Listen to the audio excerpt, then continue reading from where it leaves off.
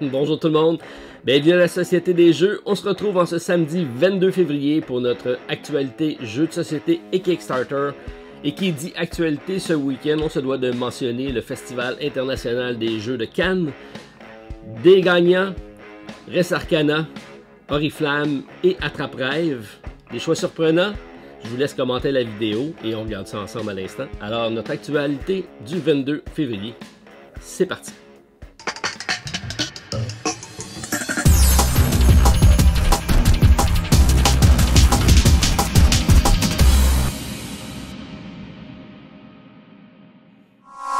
Alors exceptionnellement cette semaine, on va débuter en félicitant les différents récipiendaires cette année, en commençant par Oriflamme, un jeu de Alex et Adrien Essling. C'est publié chez Studio H et distribué par Gigamix. Bonne nouvelle, on est distributeur au Randolph avec Gigamix au Québec, donc ça sera disponible en boutique. Attrape-Rêve, un jeu pour enfants qui est des concepteurs Laurent Escoffier et David Frank. Alors là, encore une fois, félicitations à vous. C'est publié chez Spaceco et distribué par Asmodée. Et finalement, Res Arcana de Thomas Lehman, qui est un de mes concepteurs que j'aime bien. J'ai beaucoup de jeux de lui dans ma collection. Alors, je vous ai même présenté récemment Res Arcana avec un petit challenge solo. C'est publié chez Sand Castle Game et c'est encore une fois distribué par Asmodée. Alors, félicitations à tous les gagnants et à tous les jeux qui étaient également en nomination. Je vous laisse commenter si c'était vos choix. Les choix étaient nombreux. Il y avait d'excellents choix cette année. Alors, l'avenir nous dira si ces jeux-ci seront ceux qui seront dans vos ludothèques. Pour ma part, je vais falloir que je m'en procure au moins un autre que j'ai pas. Alors, on commence ça à l'instant avec notre actualité. Donc, on y va au niveau des réceptions cette semaine. J'ai reçu les prototypes de Cassandra. Au niveau de la Louve 3D qui nous propose ces Monster 3D. Alors si je vous fais peut-être un petit close-up en vous parlant du projet pour que vous puissiez apprécier la qualité des figurines, des miniatures, c'est vraiment de toute beauté. Alors Monster Family 3D Supportless Printable Miniature de la Louve 3D, une conceptrice de fichiers à impression 3D de Québec. Il m'a envoyé ses prototypes, c'est disponible présentement à partir de 15$ canadiens sur Kickstarter. C'est des exemplaires que j'ai reçus, donc il y a possibilité de télécharger un des modèles, le petit champignon, sur la page. Donc vous pouvez en faire déjà l'essai. Moi ce que j'ai reçu ici, c'est des exemplaires directement de la conceptrice. C'est imprimé sur une impression résine et PLA. On peut voir la différence entre les deux au niveau du détail des figurines. C'est vraiment remarquable comme qualité de sculpture. C'est un rendu très beau. Alors je vous laisse apprécier présentement ces modèles-ci. On a présentement 51 contributeurs sur la page, 2780$ d'accumulé. Une campagne se termine le 6 mars prochain. Alors il y a possibilité de choisir la base, soit ronde, soit carrée. Il y a plusieurs modèles disponibles. J'en ai ici un exemplaire de quelques modèles, mais sachez qu'il y a beaucoup de possibilités. Alors, c'est peut-être une ouverture pour moi de regarder, de faire éventuellement un module d'extension pour Gloomhaven et me servir des figurines qui est offert par Cassandra pour essayer de faire une histoire à partir de ça. Ça serait peut-être le genre de truc qui serait à essayer, donc d'avoir des fichiers téléchargeables autant pour les figurines que pour l'histoire et donc amalgamer ça avec des jeux qui se donnent la possibilité là. Je donne Gloomhaven en exemple, mais ça peut être une panoplie d'autres. On a également Vampire the Masquerade pour lequel j'attends le prototype de Thomas. C'est toujours pas reçu, je vais le relancer parce que je suis pas certain que je vais l'avoir avant la fin de la campagne. Sinon, moi j'attends toujours le prototype pour me prononcer. Je sais que plusieurs d'entre vous c'est le cas. La campagne laisse présager quelque chose de très bien. Par contre, il y a encore certaines interrogations. Je sais que le jeu n'est pas complètement terminé, mais j'aimerais quand même pouvoir m'y introduire pour voir si c'est un gameplay qui me semble intéressant. Alors, on attend toujours ça avec Vampire Masquerade Chapter. On vous revient un peu plus tard dans la vidéo avec plus de détails au niveau de la campagne. Et finalement, j'ai reçu le prototype ici de Universal Rule, qui est une campagne Kickstarter, des petits decks de 18 cartes. Et ce que j'ai reçu, moi, c'est Space Shipped. C'est de Jason Tagmeyer qui m'envoie donc un jeu que je pourrais vous présenter. Ça arrive très prochainement sur la chaîne. Je mets ça, c'est déjà filmé. Vous allez voir ça soit ce week-end, soit en début de semaine. C'est un petit jeu solo de cartes. Alors, je sais que ça plaît à plusieurs d'entre vous. Et c'est pour faire suite à ce que je vous ai présenté la semaine dernière avec Adventure of D, qui a été présenté sur la chaîne cette semaine et qui est également était disponible sur Kickstarter.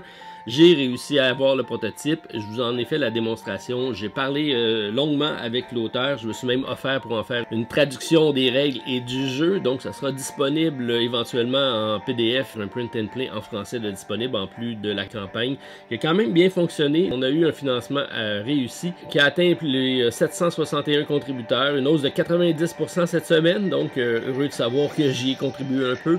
31 000 $ canadiens d'accumulé, donc c'est une campagne qui est terminée depuis le 20 février dernier. C'est de 1 à 3 joueurs, solo, coopératif, compétitif, 25 minutes par partie. Et c'est un petit jeu compact, rapide, de jeu de cartes solo, avec des cartes à multi-usage. C'est dans le même esprit un petit peu de Space Shipment, mais celui-là est un peu plus léger, c'est seulement 18 cartes. Dans le cas de Adventure of D, c'est 100 cartes. Je vous invite à aller voir la vidéo que je vous ai présentée. Ça vous permettra de vous familiariser avec le jeu. Ensuite, au niveau des réceptions boutiques, puisqu'on n'a pas reçu d'autres nouveaux jeux cette semaine, je sais qu'il y en a qui s'en viennent très prochainement. J'ai vu apparaître Dungeon Drop, entre autres, qui est arrivé. Alors, ça devrait également arriver chez moi bientôt. En boutique, au niveau du Randolph, on a Flying Goblin, que j'ai découvert cette semaine dans la vidéo de David pour les coups de cœur. Petit jeu publié chez Yellow, assez intéressant, 2 à 4 joueurs, 8 ans et plus, 45 minutes. Ça peut être un jeu familial, alors tout le monde sait que les gobelins ne savent pas voler. Alors, pour surprendre l'ennemi, ils ont décidé d'y aller par catapulte, et c'est un petit jeu de dextérité dans lequel on va catapulter nos gobelins dans le château adverse. On va activer des salles, on va essayer de faire des vols pour récupérer des richesses. Ça me semble rigolo comme jeu, rien de bien sérieux, mais je pense que c'est quelque chose qui peut très bien sortir en famille. Alors c'est arrivé au Randolph avec Flying Goblins. On a ensuite Time Bomb Evolution que je vous ai présenté la semaine dernière, qui est arrivé la semaine dernière chez Philibert. Cette semaine on l'a reçu au Randolph. C'est un jeu qui fonctionne super bien au pub. Sherlock et Moriarty qui doivent découvrir des bombes. Et là, on a l'évolution, les règles un petit peu revisitées. On a possibilité aussi d'avoir 6 types de bombes. C'est assez intéressant comme mécanique. C'est quelque chose qui fonctionne super bien. Je sais qu'il y en a beaucoup qui aiment ça comme jeu de party, jeu d'ambiance. Alors, sachez que ça vient d'arriver. J'ai mis ici Gloomhaven Forgotten Circle. C'est pas encore ouvert dans mon cas parce que j'ai vraiment pas fini la campagne, mais je me suis quand même acheté la boîte de l'extension. Et là, arrive en boutique en précommande Jaws of the Lion. C'est donc la nouvelle extension, si on veut, mais c'est un stand-alone qui va regrouper les histoires, l'esprit du jeu, mais en module d'introduction, si on veut. C'est 1 à 4 joueurs et ça permet d'avoir un jeu autonome qui se déroule dans l'univers de Gloomhaven, mais le jeu comprend 4 nouveaux personnages qui peuvent également être utilisés dans le jeu original de Gloomhaven, 16 types de monstres et une nouvelle campagne de 25 scénarios qui invite les joueurs à enquêter dans un cas de disparition mystérieuse dans la ville. Alors c'est vraiment un petit jeu, petit, ça reste difficile à dire dans le cas de Gloomhaven parce que c'est énorme, mais on a essayé de simplifier l'aventure pour essayer d'introduire plus de gens à la mécanique, au système de jeu et donc d'apprécier Gloomhaven. Alors sachez que c'est en précommande présentement au Randolph. Et comme autre jeu que je viens de recevoir qui m'intéresse, on parle de Living Planet. Un jeu que je vois souvent passer sur les réseaux sociaux, que j'ai pas eu la chance d'essayer. C'est disponible en version française et anglaise dans la même boîte. C'est un 2 à 4 joueurs. Par contre, il n'y a pas de solo, mais peut-être une ouverture pour un challenge. 90 minutes. C'est un jeu dans lequel on va incarner une corporation galactique qui va essayer d'exploiter de nouvelles richesses sur une planète inconnue qu'on va commencer à découvrir. On va utiliser des mécaniques de marché. C'est un jeu de gestion de ressources, de construction, de production, de technologie. Bref, j'aime l'univers, alors reste à voir si le gameplay est intéressant, mais graphiquement, c'est un jeu qui est très intéressant. Alors, Living Planet, c'est arrivé également au Randolph. Au niveau de Philibert, je vous rappelle qu'on a notre lien à la vidéo si vous ne le savez pas déjà. Donc, pour aller faire vos achats, si vous l'utilisez, ça me permet d'avoir un certain retour de l'achat pour aider la chaîne. Alors, merci à l'avance si vous le faites. On a vu apparaître Wavelength, qui est un jeu qu'on a déjà reçu qu'on avait contribué sur Kickstarter, qui est reçu, nous, au pub. C'est un jeu qui sort super bien, c'est un jeu de party d'ambiance, dans lequel deux équipes vont s'affronter. On va essayer de faire deviner, on a une espèce de cadran qui va déterminer une échelle selon deux critères, qui va changer d'une fois à l'autre. Alors, ça peut être du plus chaud au plus froid, du plus grand au plus petit, divers thèmes comme ça, et on va avoir des thèmes imposés, on va essayer de faire deviner des mots. C'est un jeu du concepteur Wolfgang Walsh, qu'on a connu avec The Mind entre autres, et c'est très très bien pensé. C'est quelque chose qui vient d'arriver, c'est en anglais seulement présentement, mais on a des projets pour essayer d'y aller avec une petite traduction, mais c'est très simple, on a seulement une carte avec 2 mots au niveau de l'anglais, donc ça peut facilement être expliqué à tout le monde en 30 secondes. Alors, Wavelength, c'est arrivé également chez Philibert, un jeu d'ambiance et de party qui peut être intéressant. J'ai sorti ici mon vieux Rallyman, puisque ça fait son apparition également chez Philibert avec la nouvelle version. Sachez que ça, c'est l'original, mais c'est du même concepteur. Alors, c'est Rallyman qui arrive avec ses nombreuses extensions. C'est un roll and move, donc on brasse un dé, on avance une voiture. C'est de 1 à 6 joueurs et c'est un jeu de course d'une simplicité trompeuse, parce qu'il y a beaucoup de profondeur tactique quand même dans le jeu. Alors, on doit gérer nos vitesses, c'est à peu près ce qui est essentiel, puisque c'est pas le premier qui va avancer sur la track, c'est celui qui est en plus haute vitesse. Donc, même si on est à la fin du peloton, on peut aisément aller déplacer les autres. On a des obstacles de route aussi à gérer. Alors, assez bien fait avec Rallyman. C'est un jeu que j'ai gardé à ma collection, donc c'est déjà bon signe. Alors, sachez que ça vient d'arriver également, c'est Philibert. Parmi les autres sorties, c'est pas la grosse boîte qui est ici, mais c'est plutôt le petit jeu de cartes que j'ai ici, qui est Squire for Hire, les services d'une bande de héros. C'est un petit jeu de 1 à 2 joueurs, 15 minutes, 12 ans et plus. C'est en anglais seulement, mais c'est très simple. Je vais vous le montrer pour vous en faire la démonstration, mais éventuellement, je vous propose une vidéo du jeu très très bientôt. C'est quelque chose que je voulais déjà vous présenter. Alors, c'est un petit jeu malin de cartes dans lequel vous allez incarner un des héros qui est disponible. Et vous allez devoir faire une série d'aventures pour aller soit réussir à affronter des ennemis en utilisant les items que vous avez déjà ou en ayant suffisamment d'items pour pouvoir les confronter. C'est des petits challenges dans lesquels on va avoir des choix à faire et on va devoir remplir notre sac. Notre sac étant composé de cartes dans lesquelles on va devoir les juxtaposer les unes sur les autres. Et certains objets vont nous donner des bonus selon nos types de personnages. D'autres vont nous donner des malus. Alors, une petite gestion de cartes. Très simple, un beau petit passe-temps ludique. Alors, je vous propose de vous présenter ça prochainement. Puisque c'est arrivé chez Philibert, c'est en anglais, mais c'est très simple. Alors, vous avez vu, c'est seulement les règles dans le couvercle de la boîte de jeu. C'est un petit jeu de cartes facile à transporter, facile à jouer. Donc, c'est pas mal mon thème de cette semaine avec 3 jeux de cartes très très simples, de quelques cartes à jouer rapidement. Alors, ça aussi, ça s'en vient sur la chaîne très prochainement avec Squire for Hire. Et c'est un petit jeu qui vient d'arriver chez Philibert. Ensuite, on a un jeu qui m'intéressait, que j'ai déjà parlé avec l'auteur brièvement. On parle de Demeter, Flip and Write. Un petit peu à la Welcome si on veut, mais dans l'univers de Ganymède, un jeu que j'ai déjà présenté. Alors, c'est du concepteur Mathieu Verdier, c'est un 1 à 10 joueurs et plus. C'est disponible en version française et vous êtes des scientifiques qui vous embarquez sur un vaisseau depuis Ganymède vers une destination qui est la planète Demeter. Et c'est très similaire à la Terre. On y trouve maintenant des dinosaures et on va essayer de faire l'étude. Donc c'est un flip and write dans lequel vous allez écrire des observations de dinosaures. Vous avez des technologies à gérer. Bref, c'est quelque chose qui m'intéresse grandement. Bien hâte de le voir arriver celui-là. C'est présentement en précommande chez Philibert. Alors, ça fait le tour de ce qu'on a sur nos réceptions boutiques. Et si on regarde rapidement sur les anciennes listes de suivi, j'ai quelques jeux qui sont encore présents.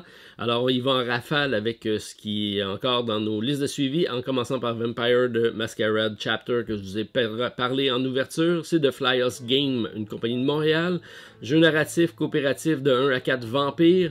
Présentement, 4948 contributeurs. C'est stable depuis une semaine. On n'a pas eu de progression. Le monde attend probablement d'avoir un peu plus d'explications sur le jeu. C'est pour ça que j'attends d'ailleurs le prototype. Alors, on a franchi par contre le cap du million. On parle du 28 février pour la fin de la campagne. Ça va être disponible en français à partir de 149 $ canadiens. Tout ça monte rapidement si vous prenez le all-in par contre. Et au niveau du shipping, si j'ai au moins 10 contributeurs qui sont intéressés à le prendre au Randolph, je pourrais en acheter une série et les ramasser au Randolph. Donc vous allez sauver les frais de shipping, ce qui est quand même intéressant. Faites-moi savoir, on a déjà 4-5 personnes qui sont intéressées. C'est des parties de 30 à 60 minutes, 18 ans et plus. C'est un jeu narratif de gestion de main de cartes et de pousser sa chance. J'aime bien ce que je vois de la campagne. Par contre, on attend un peu plus de détails et entre autres le prototype. Espérons, on va recevoir ça avant la fin de la campagne. J'ai sorti ici Aeon's End Legacy. Si vous ne connaissez pas le jeu de Kevin Riley et de Nick Little, c'est un jeu vraiment génial au niveau de deck building. C'est un des meilleurs jeux au niveau du balancement. Et si vous n'avez jamais joué au jeu, je vous propose de commencer par le Legacy qui est ici. C'est drôle à dire, mais c'est vraiment un système qui va vous permettre de découvrir l'univers. C'est peut-être un très bon point d'entrée. Et je vous parle de celui-ci puisque présentement sur Kickstarter est disponible Aeon's End Outcast, qui est le nouvel opus de la grande franchise qui se dessine avec Aeon's End. Une campagne qui va super bien avec 3184 contributeurs, une progression de 10% cette semaine. On parle de 417 000 $ d'accumulés, de 1 à 4 joueurs, 60 minutes par partie à partir de 69 $ US. Il faut compter 19 $ pour le shipping. Également possibilité d'acheter les différentes boîtes des campagnes précédentes lors de la campagne, mais sachez par contre que la version française n'est pas disponible durant le Kickstarter. Alors, ça va sûrement suivre puisqu'ils ont commencé à les localiser en français. Alors, reste à voir pour la campagne. Il y a plusieurs cartes qui ont été additionnées avec cette fameuse campagne-là. On a une dizaine de cartes exclusives, mais est-ce que ça vaut le fait de l'acheter en Kickstarter ou d'attendre la version boutique? Pour ma part, je vais attendre la version boutique avec Aeon's End Outcast puisque c'est sûr et certain que ça va sortir. On poursuit maintenant avec Parks qui est ici. C'est la version Kickstarter de la précédente campagne que j'ai reçue et que j'ai toujours de disponible en boutique au Randolph du Centropolis pour les intéressés. Alors la nouvelle campagne ajoute 2 extensions. Une extension formelle pour le jeu ici qui s'appelle Nightfall. Possibilité donc de prolonger notre journée en campant sur le sentier pour ceux qui connaissent le jeu. Sinon, on a un standalone extension avec Memories, 3 petits thèmes de jeu qui nous permettent d'aller visiter les parcs. Et c'est un jeu de mémoire. Encore là, donc c'est disponible présentement sur Kickstarter. C'est un matériel de haute qualité. Sachez que c'est quelque chose qui va être très accessible au niveau famille. Vous pouvez le montrer à peu près à n'importe qui. C'est un beau jeu d'introduction avec suffisamment de profondeur pour apprécier si vous êtes gamer. Alors présentement, 7461 contributeurs, une hausse de 17% cette semaine. 573 000 $ d'accumulés. Une campagne qui se termine le 25 février prochain. C'est disponible à partir de 22 $ US, 44 pour les deux et 71 pour le all-in. Il faut compter 17 à 19 $ pour le shipping. Moi, je ne serai pas présent pour cette campagne-là, mais sachez que ça sera disponible. Éventuellement, ça va sortir version retail aussi boutique, puisque le premier jeu est sorti. Et faites à noter, Matago va le sortir prochainement en français en 2020. Alors, gardez ça dans vos cartons si vous ne connaissez pas. C'est un excellent jeu avec Parks. On a également, je ne vous ai pas oublié avec Tanares Adventure The Arena The Contest, la version 1.5. J'ai toujours ma vidéo à faire en compagnie de Guillaume pour vous présenter le contenu du premier jeu et surtout son appréciation. Il ne faut pas que je vous oublie parce que la campagne se termine quand même prochainement et je veux absolument vous faire entendre Guillaume à ce sujet-là. C'est planifié pour cette semaine. J'espère que je vais trouver le temps de le faire en sa compagnie. Il faut juste être capable d'arranger nos 2 agendas. Mais sachez que ça s'en vient. Je veux vous présenter ça avant la fin de la campagne. Alors présentement, 6226 contributeurs, une hausse de 10% cette semaine. On est à 1,6 million. La campagne se termine le 27 février prochain. Le jeu de base est abordable, 69 $ US, et on peut aller jusqu'à 235 pour le all-in.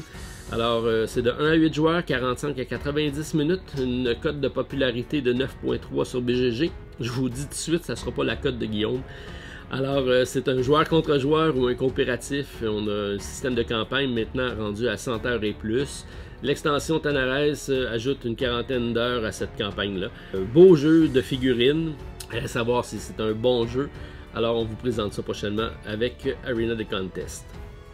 Je vous ai présenté Rune Lord aussi la semaine dernière et l'autre semaine d'avant.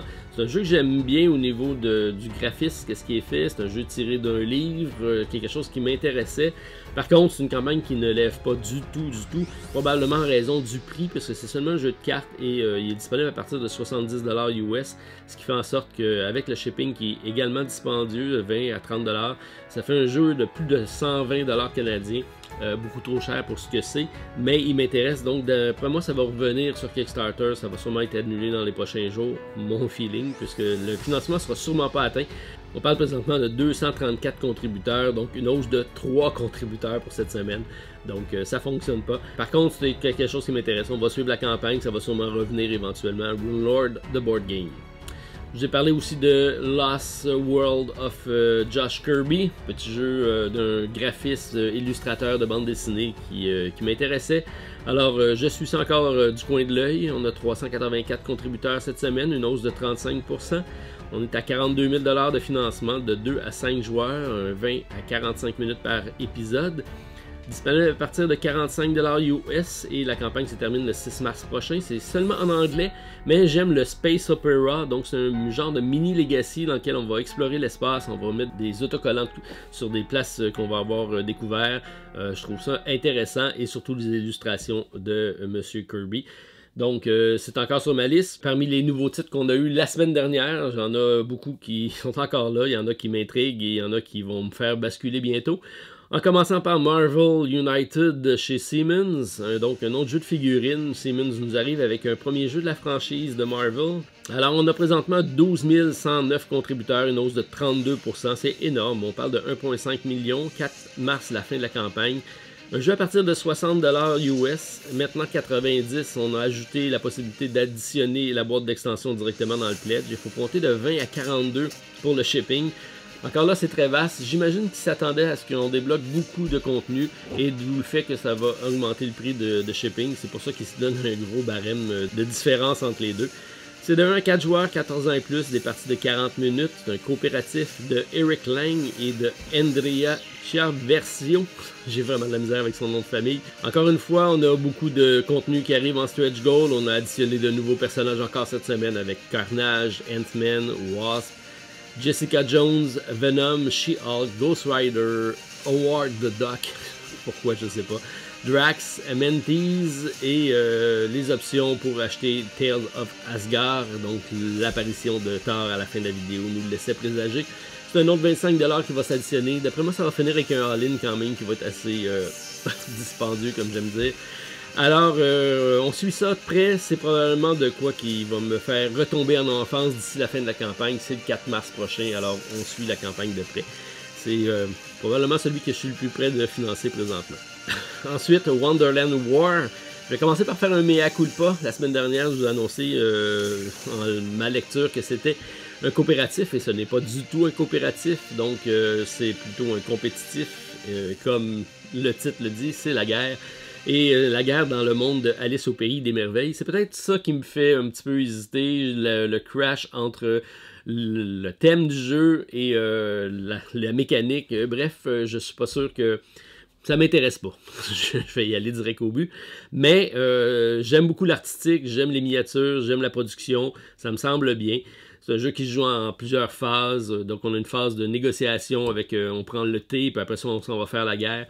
Assez bizarre tout ça, mais c'est fidèle à Alice au Pays des Merveilles. C'est de Druid City Game, un 6e projet pour eux. C'est eux qui étaient à la tête de Tidal Blade, qu'on va revoir bientôt arriver sur la chaîne. On parle de 5 296 contributeurs, une hausse de 17%. On est à 555 000 $ d'accumulé. La campagne se termine le 4 mars prochain. Disponible à partir de 50$ US, 80$ pour le Deluxe, 115$ pour le Premium. On a 20 à 25$ pour le shipping. De 2 à 5 joueurs, 45 à 75 minutes, mais on me dit que c'est probablement plus près de 75 minutes. Les parties explicatives sont quand même assez longues sur le net. Alors, je dois remercier Francis de la correction de la vidéo. Alors, sachez que c'est disponible encore pour jusqu'au 4 mars. Et si ça vous intéresse, je vous invite à aller consulter la campagne Kickstarter qui sera en lien à la vidéo. J'avais mis également Gorinto de Richard Warner.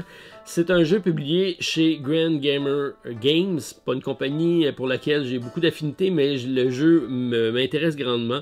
C'est un Dragon Castle plus stratégique si on veut, avec un jeu abstrait dans lequel on va placer des tuiles et en retirer. On va faire une collection d'ensemble avec tout ça. Je l'avais mis en coup de cœur ou en carte cachée la semaine dernière. On a présentement 801 contributeurs, 91% d'augmentation. On a 46 000 $ d'accumulé. Une campagne qui se termine le 4 mars prochain. Abordable, 35 $ pour la version retail, 45 $ pour la version deluxe, de 15 à 17 pour le shipping. Une campagne sans stretch goal par contre. La version boutique risque d'être sensiblement la même. C'est de 1 à 4 joueurs. 30 à 60 minutes, un jeu rapide quand même, abstrait de placement de tuiles, de reconnaissance de patterns. Alors j'aime bien la façon que c'est présenté, un jeu qui me semble avoir une belle profondeur, une belle stratégie. Alors moi je regarde ça de près, c'est quelque chose qui m'intéresse, mais j'ai toujours pas confirmé mon achat avec Gorinto. On avait un dernier sur notre liste, c'est Boomerang Australia, avec les possibilités d'avoir USA et Europe au niveau des extensions. C'est de Grail Game, un 17e projet pour eux. C'est une autre carte cachée pour moi la semaine dernière. C'est du designer Scott Almes, c'est pour ça que je vous en parle. C'est celui Monsieur Tiny Epic qui arrive avec des productions à l'extérieur. C'est de plus en plus sa masse de commerce cette année. On a un jeu ici qui a attiré 433 contributeurs présentement, une hausse de 54%. On a 25 000 $ d'accumulé au niveau du financement et une campagne qui se termine très bientôt le 27 février prochain. 15 € au niveau de l'achat, 23 $ canadiens.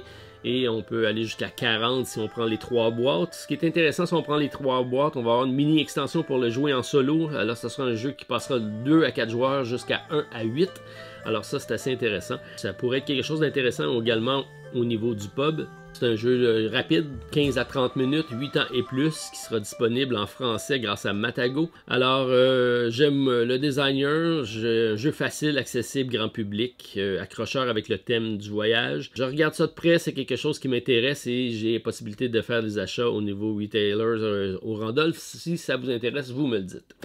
Alors, je complète ma vidéo là-dessus au niveau de l'introduction, en vous disant que la semaine prochaine, The Last Bottle of Rum fait son apparition, donc du designer Quentin Vernet, avec qui j'ai réussi à avoir une copie. Il va y avoir de beaux stretch goals qui arrivent, c'est le 25 février prochain sur Kickstarter. Alors un jeu familial, grand public, c'est simple et avec une belle stratégie. Graphique est vraiment excellent, artistiquement très accrocheur. Alors je vous invite à consulter la campagne le 25 février et on vous revient cette semaine avec une démonstration du jeu évidemment puisque le prototype est ici.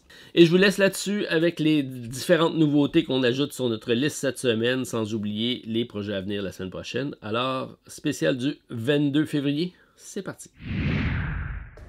Après Marvel, c'est au tour de DC de faire son apparition sur Kickstarter avec Batman The Animated Series Adventure, publié chez IDW Games, ceux qui étaient à la tête du projet Ninja Turtle, et c'est également un jeu qui va être compatible avec l'univers de Ninja Turtle.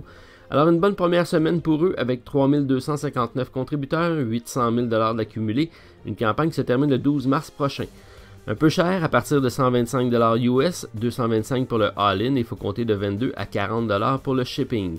C'est de 1 à 4 joueurs, c'est un jeu qui se joue coopératif ou de 1 à 5 en ajoutant un joueur qui contrôle les ennemis.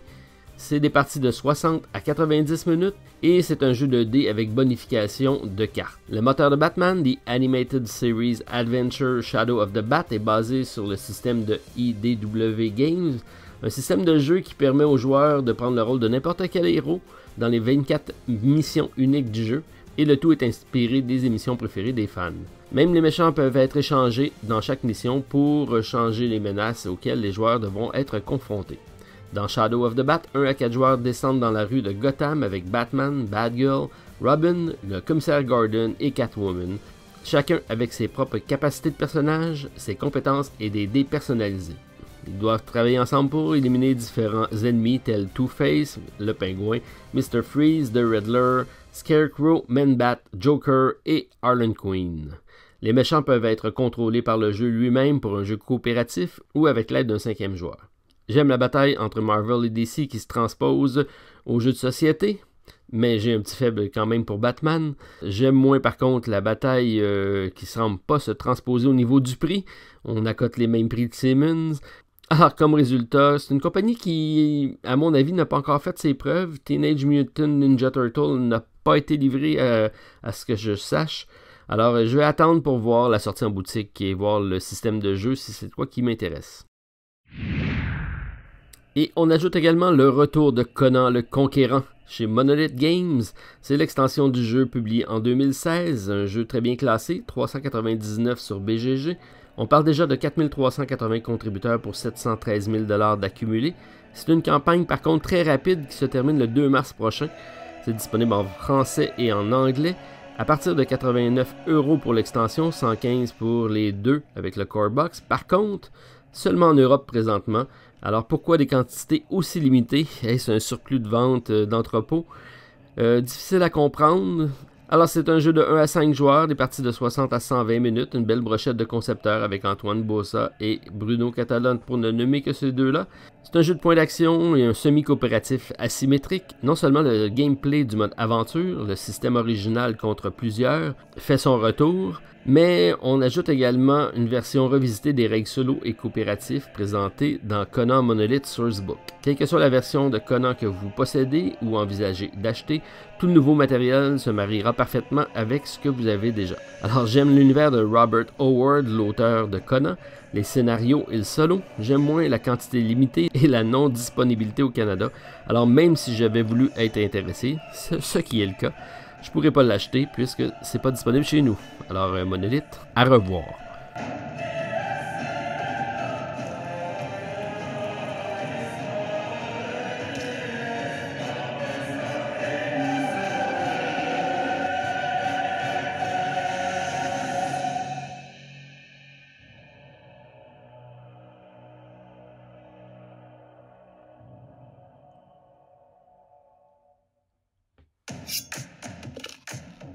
On ajoute également Rival Restaurant avec Back 4 Second, un reprint et une extension pour un jeu distribué par la compagnie Gap Closer Games, une compagnie américaine qui arrive avec un deuxième projet qui est le même jeu avec l'extension. Une bonne cote de popularité sur BGG avec 8.3. C'est un 2 à 8 joueurs avec la version Kickstarter, 20 $ pour l'extension, 49 pour le jeu de base, 84 pour le duo en format de luxe. Il faut compter 15 à 18 $ de shipping, mais frais à noter, aucun frais de douane, c'est mentionné. Alors 45 à 60 minutes pour les parties, c'est un jeu d'enchères de collection d'ensemble avec des actions simultanées.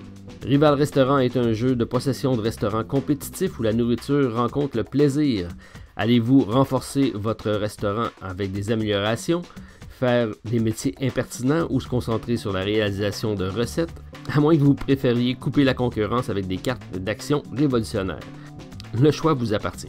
Alors j'aime la thématique originale, les parties rapides avec des actions simultanées, idéales pour des grands groupes. J'aime moins la version anglaise seulement, pas de disponibilité en boutique. Alors à essayer dans un bar ludique, alors peut-être une copie pour le bar, c'est à voir. En famille ou entre amis avec Rival Restaurant. Et pour une troisième fois, j'ajoute le jeu Dragoon avec l'extension de Might and Magma Expansion. C'est un jeu de la compagnie Les Wasp Games, un sixième projet pour eux et une troisième campagne pour ce titre-ci. On parle d'une extension disponible à partir de 20 $ US, 75 pour le All-In, 135 pour la version Deluxe et 1000 $ pour le plateau de bois. Faites à noter, aucun prix de shipping parce que c'est indéterminé. Alors ça, j'aime moins ça. On parle de 1065 contributeurs, 97 000 $ d'accumulés. Une campagne qui se termine le 12 mars prochain. Le jeu original a été publié en 2015, l'extension Rogue en 2017. C'est un jeu de 2 à 6 joueurs de points d'action, majorité, placement de tuiles et gestion de main de cartes. Vous et vos collègues dragons avez vécu paisiblement sur votre île jusqu'à maintenant. L'invasion des humains éveille vos instincts de dominer et d'amasser autant d'or que possible. Dragoon est un jeu de stratégie d'action avec un paysage en constante évolution. Les tuiles villes et villages remplissent la carte à chaque tour en utilisant un système de coordonnées. Pendant votre tour, choisissez entre réclamer des villages et des villes qui vous rendent hommage ou les détruire pour accumuler directement de l'or, défier les autres joueurs dans un combat de dragons avant qu'ils ne détruisent votre empire et n'entrent dans votre grotte pour vous voler vos richesses. Alors j'aime la carte d'écoulement de cette nouvelle extension avec des tuiles de lave variables, le design général du jeu et le jeu asymétrique. J'aime moins, toujours pas de solo ou de coop après une deuxième extension et un prix de shipping indéterminé. Alors résultat, à chaque fois que je l'ajoute sur ma liste, j'attends jusqu'à la fin, alors reste à voir si ça sera encore le cas. Avec Dragoon, on regarde la campagne jusqu'au 12 mars prochain.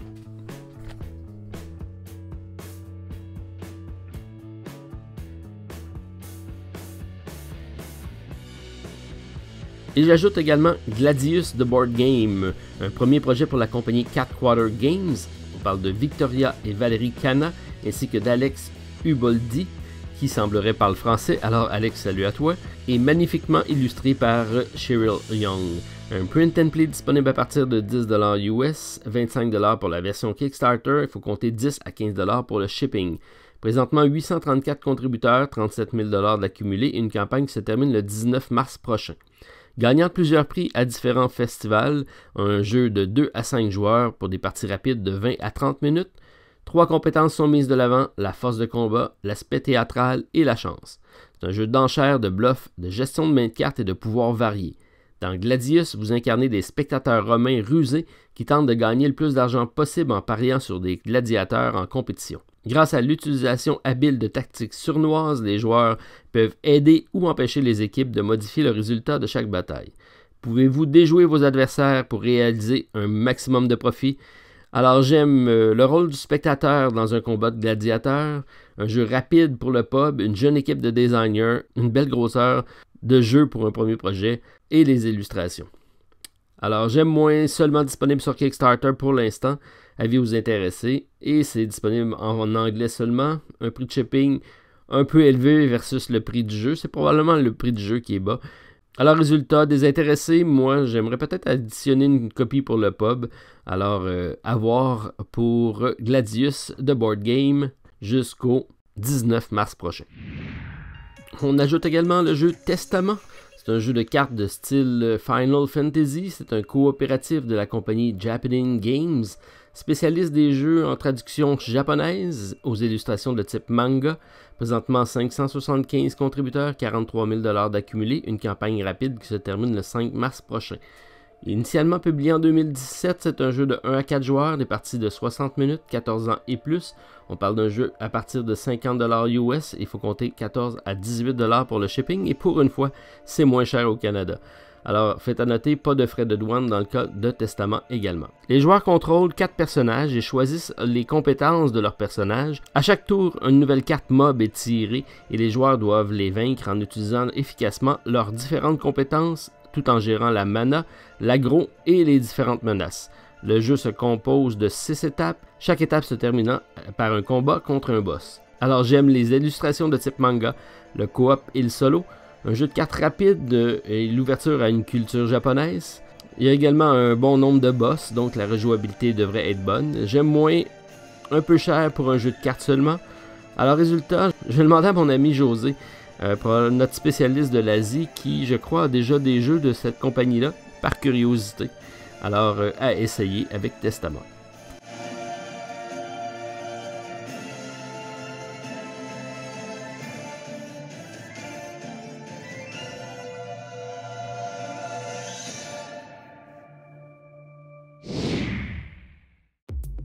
Et le petit jeu que je vous avais présenté en ouverture avec Universal Rule Singularity avec une extension solo, c'est de Jason Tagmeyer, un 41e projet pour lui, quand je vous dis qu'il est prolifique. Alors c'est un petit jeu de cartes portatif de type 4X du concepteur Chip Beauvais, une série de micro-jeux pour 3 à 5 joueurs. Maintenant avec l'extension solo, c'est abordable à partir de 3$ pour le print and play, pour les 4 jeux, et pour le 10$ chaque pour la version physique, il faut compter de 10 à 12$ pour le shipping. Présentement 348 contributeurs, 11 000$ d'accumulé, une campagne ultra rapide finie le 29 février prochain. Alors, à la suggestion d'un de mes abonnés, j'ai réussi à avoir le prototype. Alors, je vais vous faire la présentation de Space Shipped Super. C'est un jeu de gestion de ressources en solo avec des cartes à multi-usage. J'aime bien les cartes portatifs, le nouveau deck solo et le print and play abordable.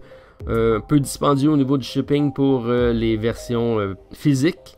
Alors résultat, c'est un jeu que je vais vous présenter en démo et que le print and play reste abordable, alors avis aux intéressés avec Universal Rules.